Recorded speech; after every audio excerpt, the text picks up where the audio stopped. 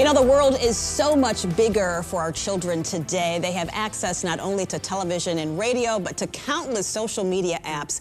So they see a lot of mature content at much younger ages. And then there's the people. Kids have access to many types of different celebrities and influencers, let alone the news headlines that are overwhelming for adults, let alone children.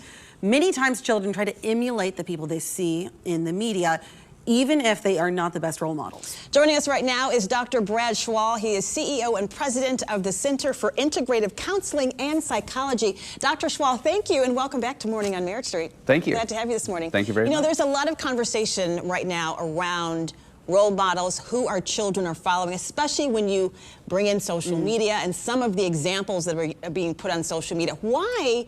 And this seems obvious, it seems fundamental, but why do our children look up to celebrities and influencers? Right. Well, there is that allure of popularity. So, and that might even be popular friends on social media. But when they see these images and we see how much they are looked up to and how much they are appreciated, it is natural for kids to want to imitate that and be drawn in by those images.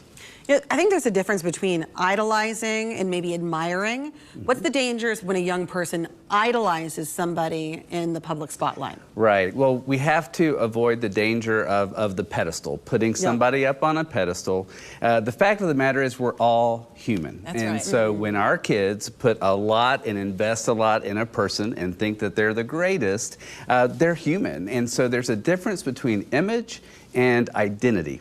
So what we're seeing in the media, those are images. We don't know what happens at home. We don't know what happens behind the scenes. So it's important to help our kids understand that difference. And you know, role models, you talk about understanding the difference, and you're right.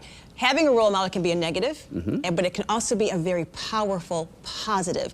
Let's talk about when role models are positive and how to choose those positive ones. Absolutely. So we're helping our kids look for those talents and really appreciate those talents. Appreciate hard work because sometimes, even with our kids, we focus on the achievement when to teach them a skill for life, we need to focus on the effort and the work it took to get there. So when we can help our kids see those talents and appreciate those, when we can also help them to look for values.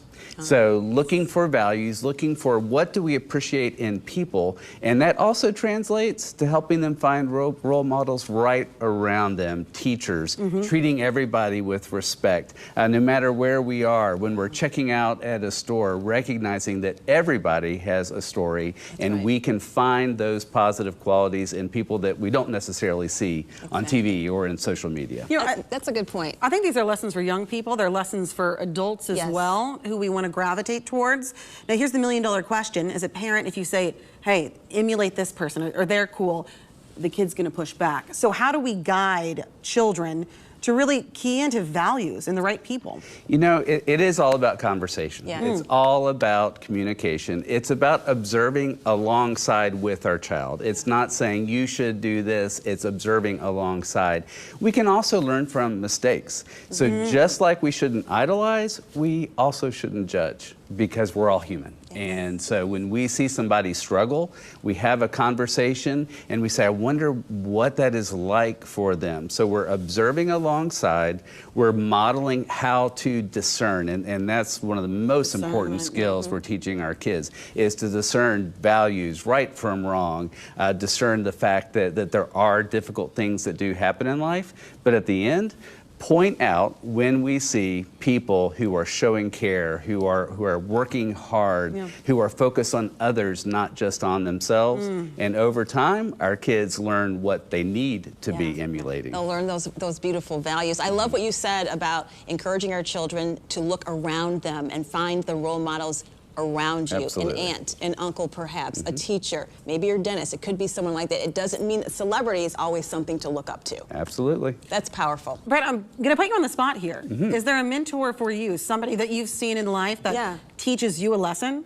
Well, I see our therapists at my counseling center. I'll have to say that. So our counseling center has people who have lots of experience and expertise, and they care about people. And so there have been ministers in my life, teachers in my life. Yeah. I can think of people who encourage me to take the path that I have taken. Yes. And so it's always, though, people who are listening, People who are interested. Yeah. And so I have numerous people in my life like that, from family to friends to Yeah. colleagues, who take time to pay attention to others and to listen. That's beautiful. To What about see, you? yeah. Do you have a role model? You know, I'm gonna have to say my parents. Me too. I was going to say my dad. Yeah. You know, yeah.